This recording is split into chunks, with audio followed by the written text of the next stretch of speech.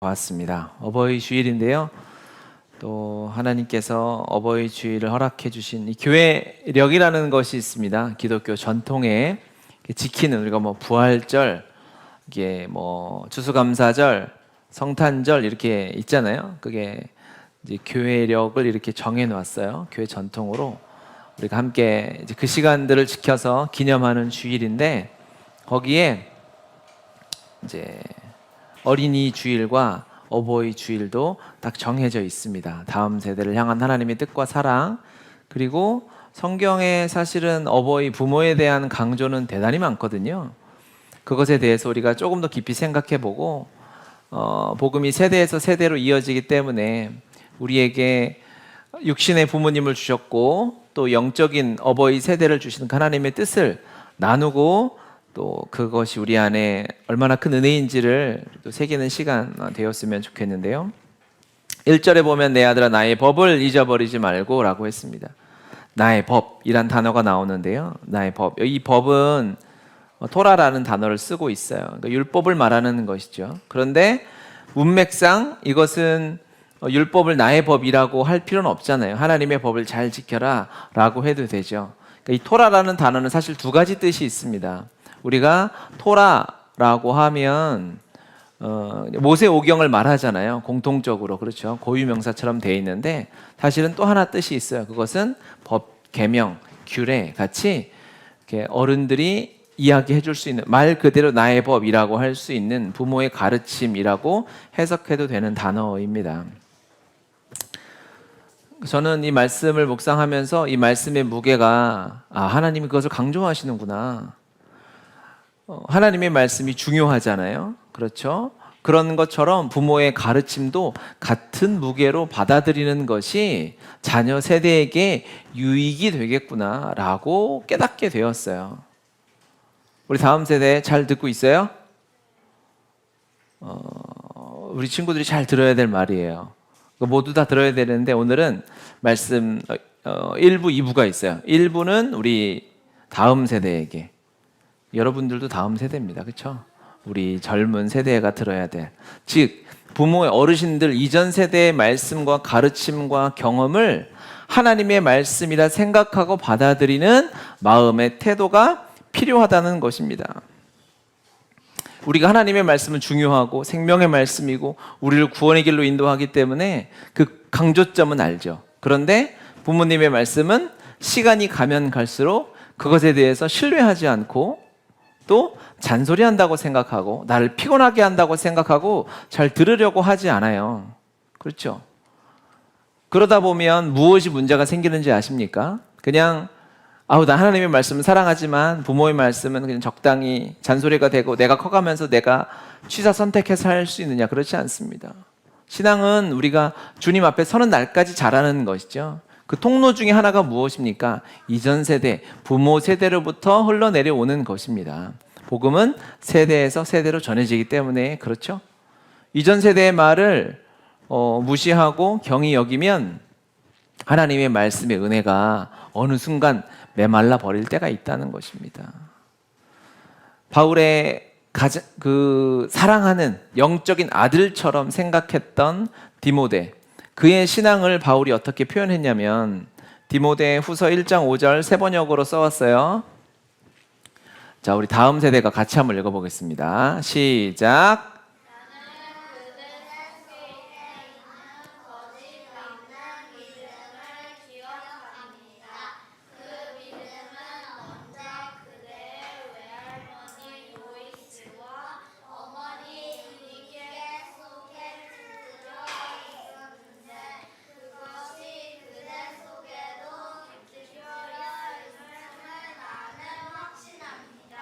아멘.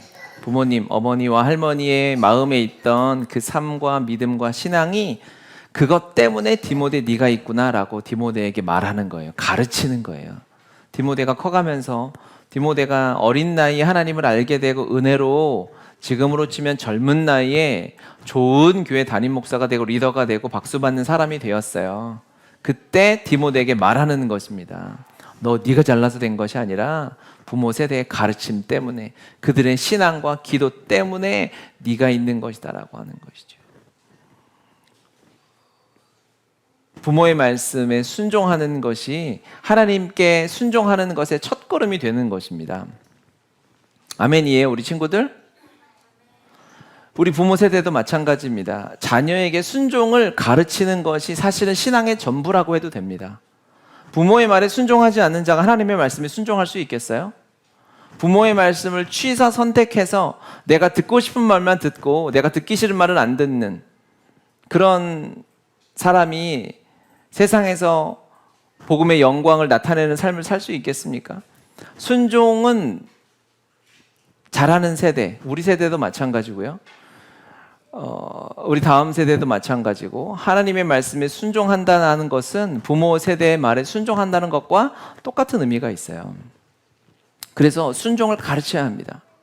우리 자라는 다음 세대 친구들도 부모에게 순종한다는 것을 기억해야 하고, 우리 부모님들 자녀를 키우고 있는 또 우리 교회 학교에서 그로잉에서 아이들을 가르치는 우리 선생님들도 우리가 어떤 기도가 있어야 하냐면, 이 아이들이 권위자의 말에, 부모의 말에, 선생님의 말에 순종하는 아이가 되게 해달라고 기도해야 해요. 순종은 그냥 말 잘 듣는 착한 아이가 되는 것이 아니고요, 부모의 말에 순종하는 것은 그의 생명과 직결되어 있습니다. 제가 저희 아내와 아이들이 홈스쿨링 하면서 그때 들었던 한 예화가, 아직 순종에 관한 중요한 예화가 있는데 제가 아직도 그게 잊혀지지가 않아요.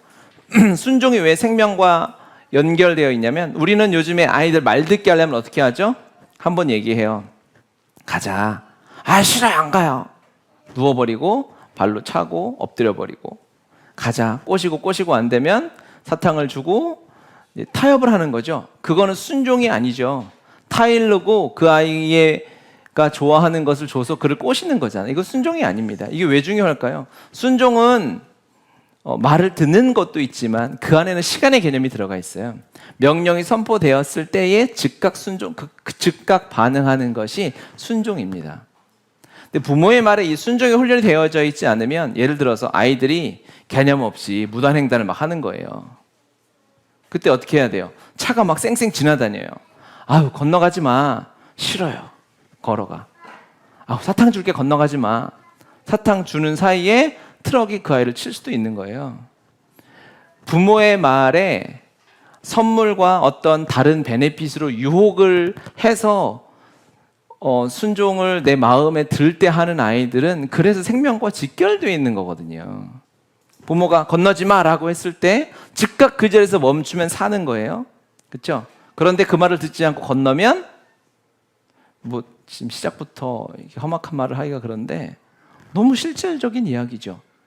이게 이 세상에서도 그런데요, 육신의 삶에서 그런데 영적으로 어떻겠습니까? 결코 선택하지 않아야 할 영적인 걸음과 선택 앞에서 순종하지 않고 죄를 맛보게 되었을 때에 그것이 초래하는 결과가 얼마나 무시무시한지 우리는 창세기를 통해서 알 수 있죠.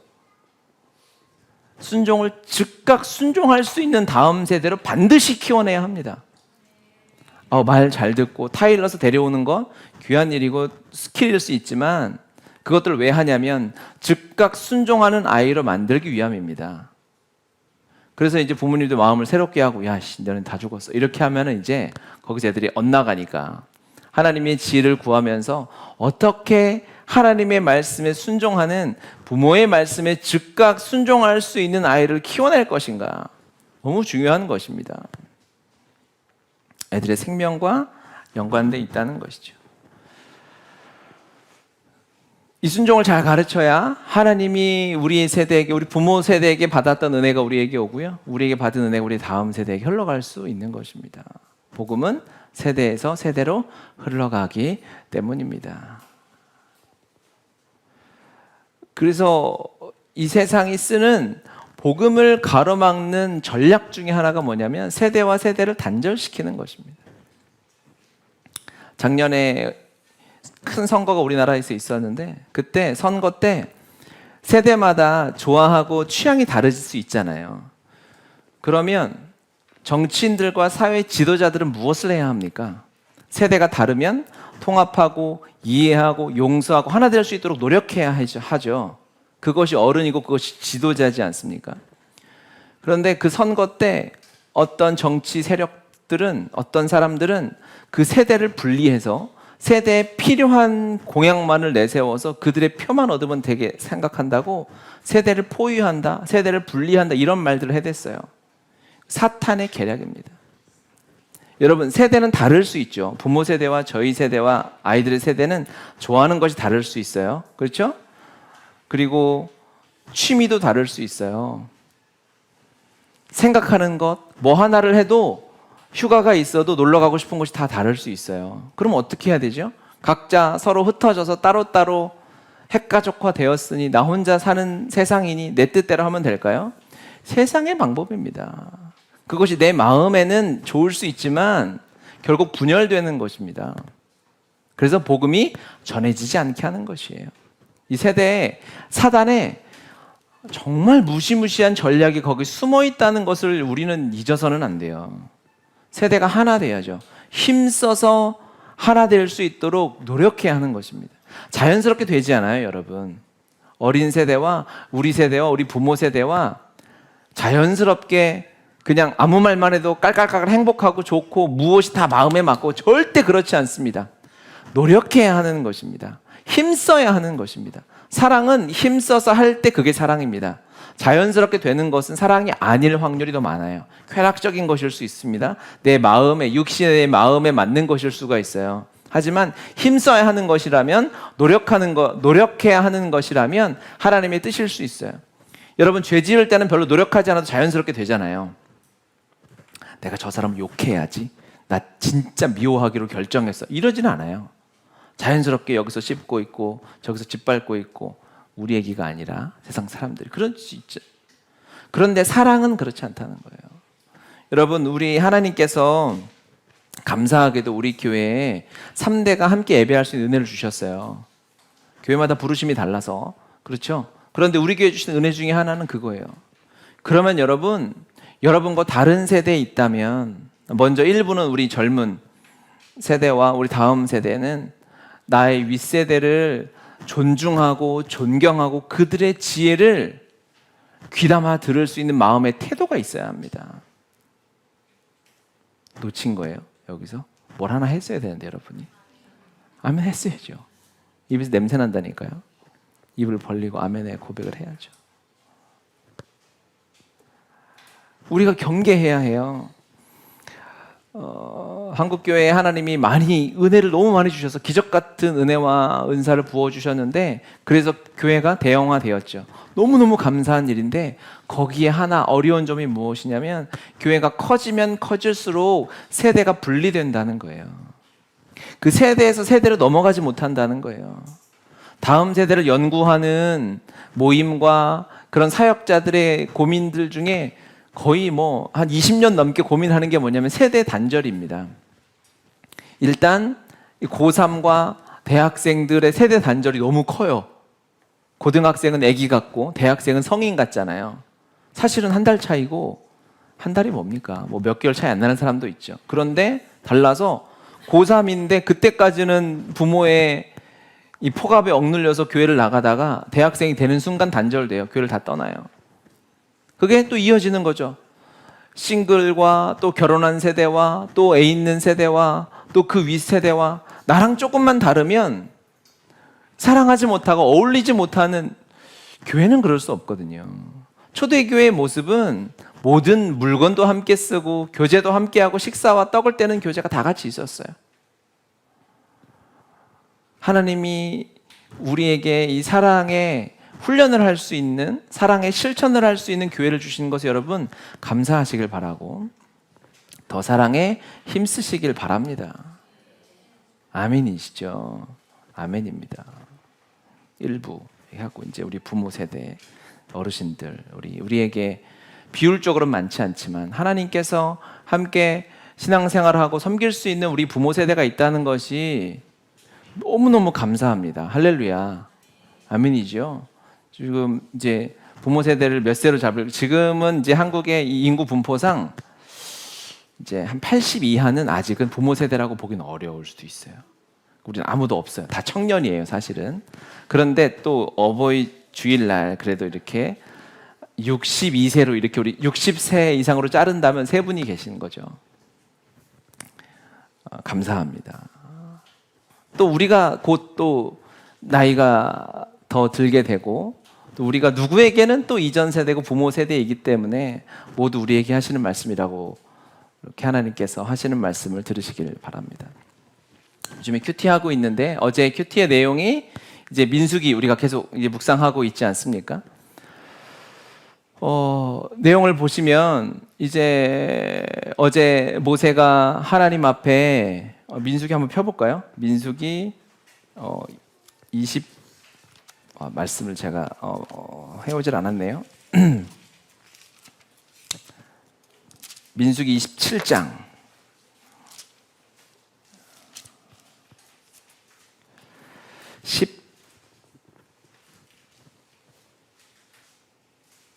16절 한번 보겠습니다. 민수기 27장 16절 12절부터 한번 읽어볼까요? 민수기 27장 12절 여호와께서 모세에게 이르시되 너는 이 아바림 산에 올라가서 내가 이스라엘 자손에게 준 땅을 바라보라.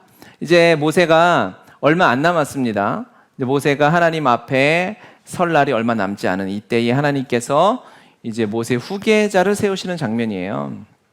약속의 땅을 저 멀리 이제 약속의 땅 가나안이 보이는데 하나님이 모세에게 허락하신 은혜는 여기까지였던 것이죠. 그것이 모세에게 완전한 은혜인 줄 믿습니다.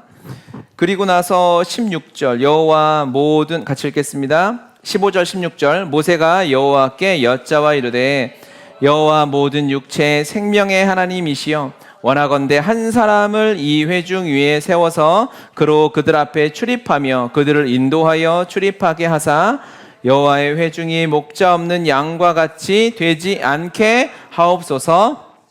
아멘. 아멘. 모세가 하나님 앞에 기도해요. 하나님, 이제 제가 저의 역할이 저의 사명이 여기까지인 것 같은데 그러면 주님이 이스라엘 백성을 여기까지 인도해 오셨잖아요. 모세가 기도하고 모세가 구하지 않아도 하나님이 그 다음 리더를 세워 놓으셨겠죠. 모세가 하나님 걱정할 필요가 없잖아요. 하나님, 이스라엘 백성 이제 저 없으면 리더가 필요한데 리더를 세워주십시오 라고 모세는 끝까지 이 백성을 책임지는 기도를 하는 것입니다. 모세는 자기 역할을 다 했어요. 그의 인생에 아마 한 200%, 300%의 역할을 다 한 것 같아요. 이렇게 어떻게 하나님 앞에 충성스럽게 백성을 사랑하고 인도해 갈 수 있겠어요?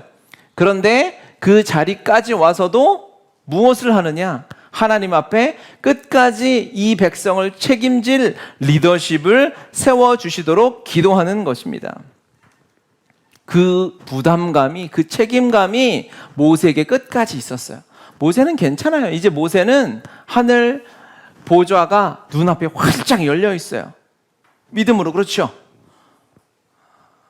우리 다음 세대 친구들이 예배를 오늘 잘 드려야 돼. 자세가 오늘은 굉장히 지금 엉망진창인 것 같아. 똑바로 앉아서 말씀을 잘 적으세요. 알겠어요? 네. 네. 목사님 화난 건 아니에요. 원래 좀 진지해서 그렇지.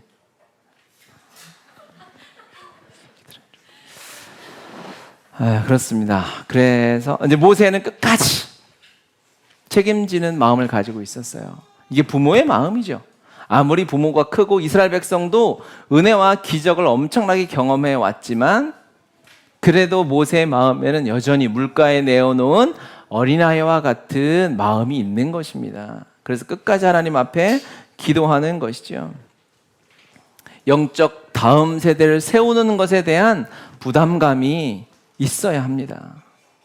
우리 장로님, 권사님들, 교회 리더십이라고 불리는 여러분들, 위치에 있는 분들은 이 영적인 부담감을 반드시 가지고 있어야 합니다.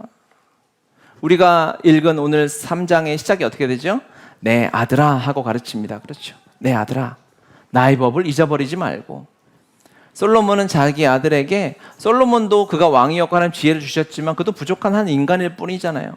하지만 가르쳐야 할, 다음 세대를 섬기고 세워야 할 의무가 있었다는 것이에요. 그 의무를 절대 하나님이 주신 사명입니다.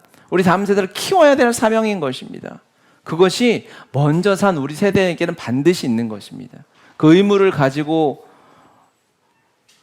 그 하나님의 주신 은혜가 너무너무 크기 때문에 그것은 자연스럽게 생길 수밖에 없는 것입니다. 은혜를 받으면 그 은혜는 비밀이 있고 하나님의 계획이 있고 뜻이 있잖아요. 이 은혜와 사랑이, 이 기적이 내 삶에만 머무를 수가 없겠구나. 이 복은 반드시 다음 세대에게 흘러가야 하는 것이구나 라는 것이죠. 모세는 이런 영적 책임감을 가지고 있었습니다. 우리 부모 세대, 우리 모든 세대가 이 영적 책임감을, 다음 세대를 키워야 한다는 영적 책임감을 꼭 가지시길 바랍니다. 신명기 34장 5절에 보면요, 같이 한번 읽겠습니다. 이에 여호와의 종 모세가 여호와의 말씀대로 모압 땅에서 죽어. 이제 신명기 마지막은 이제 모세가 느보산에서 죽죠. 근데 아론과 모세가 죽는 장면이 다 산에서 죽어요. 그렇죠? 어쨌든 모압 땅, 여기는 이제 모세는 느보산에서 죽게 되죠. 다음 절을 한번 보면 1절 한번, 방금 5절을 읽었습니다. 죽는데 그 죽기 직전에 이제 1절 같이 읽겠습니다. 모세가 모압 평지에서 느보산에 올라가 여리고 맞은편 비스가 산 꼭대기에 이름에 여호와께서 길르앗 온 땅을 단까지 보이시고, 하나님의 약속의 땅. 모세가 이제 곧 죽잖아요. 죽는 그 순간까지 모세의 시선은 어디를 보고 있냐면 하나님의 약속의 성취의 땅을 보고 있는 것입니다. 기억하시고 7절, 모세가 죽을 때 나이 120세였으나 그의 눈이 흐리지 아니하였고 기력이 쇠하지 아니하였더라 라고 말씀하죠. 모세가 120세인데 그 당시에 백내장이나 녹내장 수술이 있지 않았을 겁니다. 그러면 저것이 모세가 진짜 저게 육적인 눈이었을까? 그럴 수도 있지만 저거는 영적인 시야였을 것이겠죠. 지금은 스마트폰도 많이 보고 여러분이 책도 너무너무 많이 봐서 이제 저도 작은 글씨가 잘 안 보이고 그래가지고 이런데, 기력이 쇠하지 아니하였다? 체력이 떨어지지 않았다라는 것으로 이해만 할 수는 없겠죠. 영적인 모세의 비전과 꿈과 하나님 앞에 헌신과 열정을 말하는 것입니다. 모세는요, 죽는 순간까지 그의 시선은 하나님의 꿈과 비전을 바라보고 있었어요. 그의 힘은 쇠하지 않았어요. 모세, 우리는 어떻게 생각하냐면요, 지금 이 산업화 시대는 은퇴가 있잖아요. 60세, 65세, 70세 되면은 이제 열심히 우리가 무엇을 향해 달려가다가 이제 은퇴하고 산이 있는 배산 임수의 평온한 집에서 쉼을 누리다가 하나님 나라에 가는 것이 복처럼 설명하는 저주받은 시대를 살고 있어요. 그게 복입니까? 하나님 나라에 사명의 은퇴가 있어요? 모세 형님은 은퇴를 진작 하셨어야죠. 모세는 80에 데뷔를 했어요. 80에 첫 직장에 들어갔어요. 그리고 40년을 하나님 앞에 은퇴를 생각하지 않고 어느 곳에서 꺾여서 내려가는 삶을 살다가 천국 간 것이 아니라, 저는 아론과 모세가 산에서 죽은 게 그 의미가 있는 것 같아요. 우리의 신앙은 오늘보다 내일 성장합니다. 할렐루야. 내일보다 모레 성장해요. 올해보다 내년이 하나님을 더 사랑하고 하나님을 향한 은혜가 더 많아지게 되죠. 하나님이 주시는 은혜의 경륜이 높아지게 되는 거예요. 신앙은 내리막이 없어요. 비전은 다 이루고 성취하고 은퇴가 없어요. 우리의 비전의 꿈은 선교 완성인데 그 이루기까지 우리 쉼이 없는 것입니다. 직책은 그럴 수 있겠죠. 한 교회에 조직이 있으니, 교회 법이 있어서 어떤 직책을 담임 목사가 60세, 65세 이렇게 은퇴할 수는 있겠죠. 그러면 은퇴하고 이제 여행 다니고 낚시질 하다가 하나님 나라 가면은 그것이 아름다운 삶이에요? 그거는 세상적인 삶이죠. 하나님 나라의 꿈은 쇠하지 않습니다. 하나님 나라의 비전은 날이 갈수록 선명해지는 것이죠. 모세처럼. 할렐루야. 그래서 먼저 우리 함께 예배하는 우리 장로님, 권사님들, 집사님, 어르신들이 혹여라도, 그러실 리가 없는데 혹여라도 이런 생각을 하시면 안 돼요. 나는 힘이 빠져가지고 늙었어, 할 수 없어. 그거는 이제 허용이 되죠. 이 말씀을 통해서 제가 한다는 게 아니라 주의 말씀이, 그것이 허용되지 않는 것입니다. 올해 이만큼 헌신했으면 내년에 더 할 수 있는 힘을 주실 것입니다. 몸이 좀 아플 수 있죠. 아프니까 더 헌신하셔야 되는 거 아니실까? 어르신들이 이런 말을 하시는데 우리 청년들 중에서나 이렇게 지체들 중에서 아유 이제 저도 늙어서 나이 먹어서 이렇게 이런 쓰잘데기 없는 말들을 이렇게 그렇게 하는 짓거리는 분들이 장난이 있어요.